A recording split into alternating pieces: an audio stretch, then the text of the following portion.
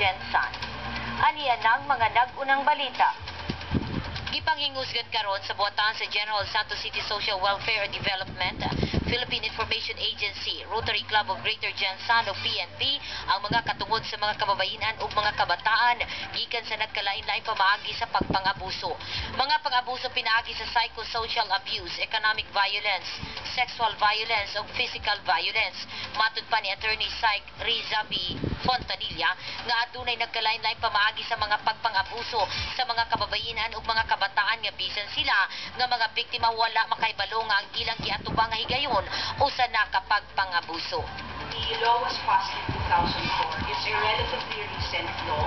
This is a special law, which means that kahit halimbawa ni-rape ka, pwede mong kasuhan yung nag-rape sa'yo ng under sa rape natin na law, and at the same time, gamitin mo pa rin yung vowsy.